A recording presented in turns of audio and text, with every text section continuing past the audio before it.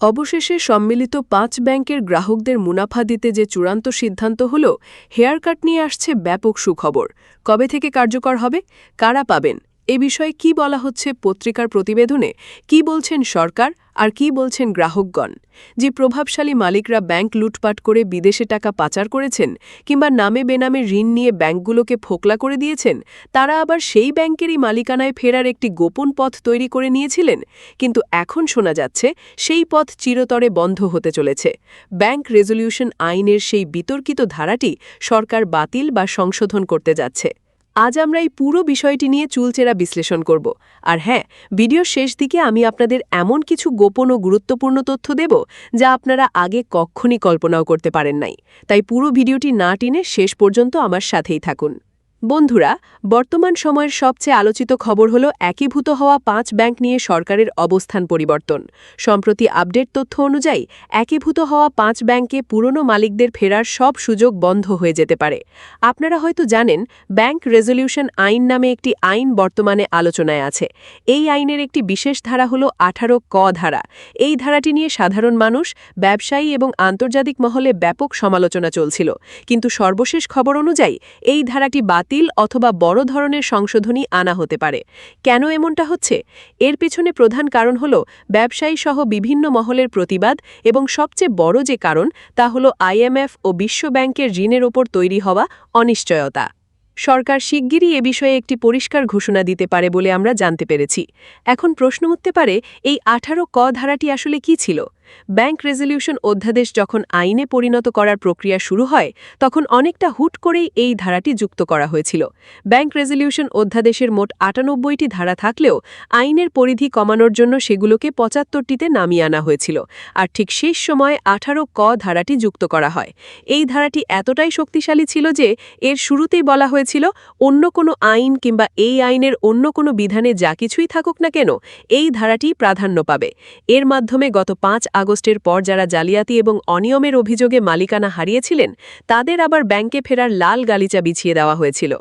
আইনের এই ধারা অনুযায়ী সরকার বা কেন্দ্রীয় ব্যাংক যে অর্থ ব্যাংকগুলোকে দিয়েছে তার মাত্র ৭.৫% জমা দিয়েই আগের মালিকরা আবার ব্যাংকের নিয়ন্ত্রণ নিতে পারতেন। ভাবুন একবার, হাজার হাজার কোটি টাকা জালিয়াতি করে সরিয়ে ফেলার পর মাত্র সামান্য কিছু টাকা দিয়ে আবার মালিক সেজে বসার সুযোগ। এটি ছিল পুরোপুরি একটি সংস্কার বিরোধী অবস্থান। বাংলাদেশ ব্যাংকের তথ্য ও তদন্তে যা বেরিয়ে এসেছে তা সত্যি ভয়াবহ। কেন্দ্রীয় ব্যাংক সরকারকে পরিষ্কারভাবে জানিয়ে দিয়েছে যে একীভূত হওয়া ৫ ব্যাংকে যারা আগে মালিকানায় ছিলেন তাদের বিরুদ্ধে ব্যাপক জাল জালিয়াতি এবং নামে বেনামে বিপুল অঙ্কের ঋণ নেওয়ার অকাট্য প্রমাণ পাওয়া গেছে। তাদের বিরুদ্ধে ইতিমধ্যে অনেক মামলাও হয়েছে। এমতাবস্থায় যদি ১৮ ক ধারার মাধ্যমে তাদের আবার মালিকানায় ফিরিয়ে আনা হয়, তবে তা হবে সাধারণ আমানতকারীদের সাথে এক বড় ধরনের প্রতারণা। কেন্দ্রীয় ব্যাংকের পক্ষ থেকে সরকারকে বলা হয়েছে যে এই ধারার কারণে সরকার অহেতুক সমালোচনার মুখে পড়েছে, তাই দ্রুত এই বিষয়ে সিদ্ধান্ত নেওয়া দরকার। বন্ধুরা, আমাদের দেশ বর্তমানে আইএমএফের $৫.৫০ কোটি ঋণ কর্মসূচির মধ্য দিয়ে যাচ্ছে। এর পাশাপাশি আইএমএফ থেকে আরও ২০০ কোটি এবং বিশ্ব ব্যাংক থেকে $১০০ কোটি ঋণ নেওয়ার চেষ্টা চলছে। কিন্তু আইএমএফ এবং বিশ্ব ব্যাংক সাফ জানিয়ে দিয়েছে যে পুরনো মালিকদের ফেরার এই সুযোগ দেওয়া মানে হল আর্থিক খাতের সংস্কারের পথ থেকে সরে আসা।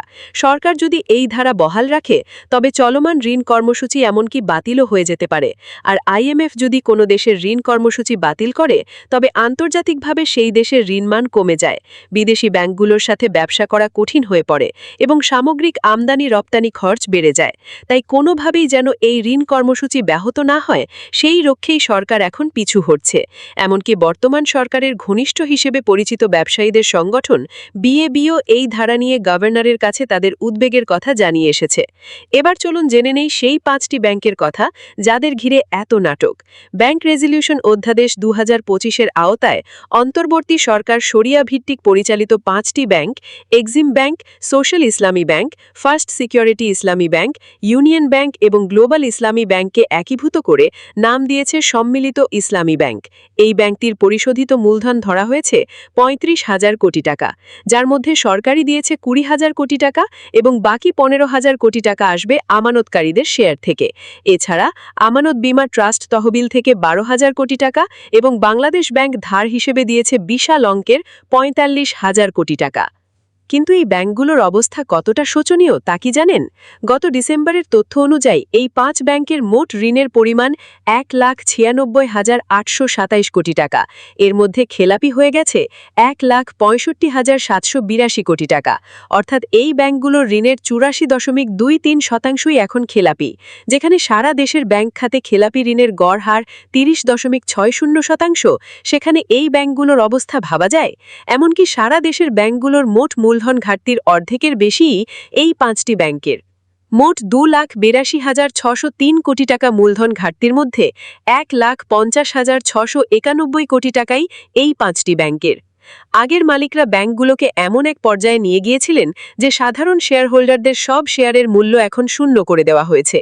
আগে ব্যাংক রেজলিউশন অধ্যাদেশ অনুযায়ী জালিয়াতির অভিযুক্তদের ফেরার কোনো পথ ছিল না।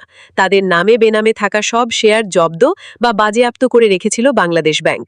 কিন্তু নতুন আইনের ১৮ ক ধারা জন্য সেই অপরাধীদের জন্যই একটি লাইফলাইন ছিল। এখন কেন্দ্রীয় ব্যাংকের শক্ত অবস্থান এবং আন্তর্জাতিক চাপের মুখে সেই লাইফলাইনটি সম্ভবত কেটে দেওয়া হচ্ছে। বন্ধুরা, ভিডিওর শুরুতে আমি বলেছিলাম শেষে এমন কিছু তথ্য দেব যা আপনারা কল্পনাও করতে পারেন নাই। এবার সেই সময়ের অপেক্ষা। ব্যাংক খাতের অন্দরের তথ্য বলছে এই ১৮ ক ধারাটি যুক্ত করার জন্য নেপথ্যে একটি বিশাল লবিং গ্রুপ কাজ করছিল।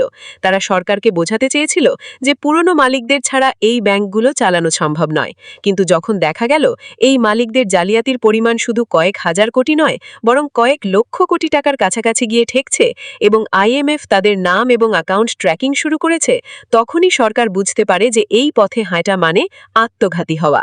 গোপন খবর এই যে শুধু ধারা বাতিলই নয়, এই ৫ ব্যাংকের অন্তত ডজন-১২ প্রভাবশালী সাবেক পরিচালক ও কর্মচারীদের বিদেশে থাকা সম্পত্তির হিসাব বের করতে একটা আন্তর্জাতিক সংস্থার সাথে চুক্তি করার পরিকল্পনা করছে কেন্দ্রীয় ব্যাংক। অর্থাৎ তারা শুধু মালিকানা থেকে দূরেই ভাগছেন না, বরং তাদের পাচার করা সম্পদ ফিরিয়ে আনার এক বিশাল আইনি প্রক্রিয়া পর্দার আড়ালে শুরু হতে চলেছে। এই বিষয়টি আগে কখনোই সেভাবে প্রকাশ্যে আসেনি। তো বন্ধুরা, আপনারা কি মনে করেন এই ১৮ ক ধারা বাতিল করলে কি ব্যাংক খাতে শৃঙ্খলা ফিরে আসবে, নাকি এর পেছনে আরও কোনো রাজনীতি আছে? আপনাদের মতামত অবশ্যই কমেন্ট করে জানান। ভিডিওটি ভালো লাগলে লাইক দিন এবং শেয়ার করে সবাইকে এই তথ্যগুলো জানিয়ে দিন। আর এই ধরনের ইনফরমেটিভ এবং ইনডেপথ ভিডিও পেতে আমার চ্যানেলটি সাবস্ক্রাইব করে বেল আইকনটি চেপে রাখুন। আজ এ পর্যন্তই, দেখা হবে পরের ভিডিওতে। ধন্যবাদ।